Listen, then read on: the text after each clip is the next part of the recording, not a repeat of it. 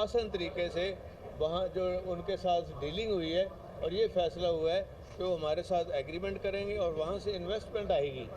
और यहाँ सॉफ्टवेयर नए डेवलप होंगे और बिलियंस ऑफ देखें बांग्लादेश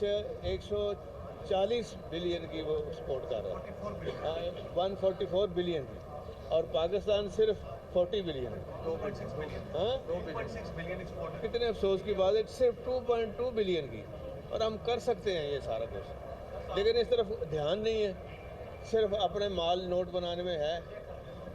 और इसके अलावा कोई काम नहीं। अच्छा अब आप बारी बारी सवाल का ये बताइएगा कि इस वक्त पंजाब के अंदर जो जमहूरियत है ना तो पहले निगरान वज़ीर आला का मामला आप और अब्दुल्ला शहबाज के दरमियान तय हुआ अब पार्लियामानी कमेटी का भी नतीजा कोई नहीं निकलता नजर आ रहा तो इलेक्शन कमीशन में चला जाएगा फिर क्या एक ताउन ये भी है कि पीडीएम जो है वो चाहती थी कि उनका जो मामला है इसका निगरान वज़ीर आला का ये इलेक्शन कमीशन में ही जाए क्या आप कबूल करेंगे इस मामले को इलेक्शन कमीशन का चुनाव जो होगा जो भी होगा वो कबूल करेंगे आप? देखिए हमें कोई शौक़ नहीं है इलेक्शन कमीशन का हमें पता है इलेक्शन कमीशन की सोच नीयत क्या है वो इमरान खान साहब के खिलाफ रोज़ केसेस कर रहे हैं तो हमें तो कोई इसमें डाउट नहीं लेकिन हमने नाम ऐसे दिए थे उसमें अब नून के लोग थे अब शहबाज शरीफ के जो अपने कैबिनेट सेक्रेटरी हैं सुखेरा साहब उनका नाम है फिर हमने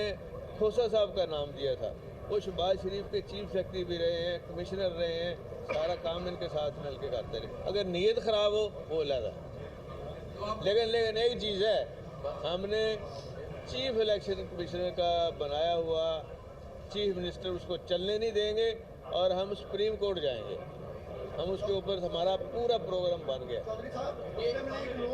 मुस्लिम लीग नून के पास कोई सियासी बयानियां नहीं है अब वो बाजवा साहब के खिलाफ बहुत बोल रहे हैं क्या ये एंटी एस्टैब्लिशमेंट बयानियां लेके इंतखाबात में जाना चाहते हैं? मेरी गल सुनो जो दुश्मन गलती करता वो नहीं रोकीदा उन्होंने करन दो गलती आपे डुबणगे ਤੁਹਾਨੂੰ ਕਾਹਦਾ ਸ਼ੌਕ है ये बताइएगा कि पंजाब में जो है वो असम्बली तोड़ दी गई केपीके की भी असम्बली तोड़ दी गई लेकिन इमरान खान जो है वो कौमी असम्बली में जाने का ऐलान कर रहे हैं तो सर नहीं यार वो देखे ना हमने अपोजिशन लीडर जो अपना बनाना है दसो कोई बंदा है उत्थे उन्होंने वैसे अपने आप शर्म आनी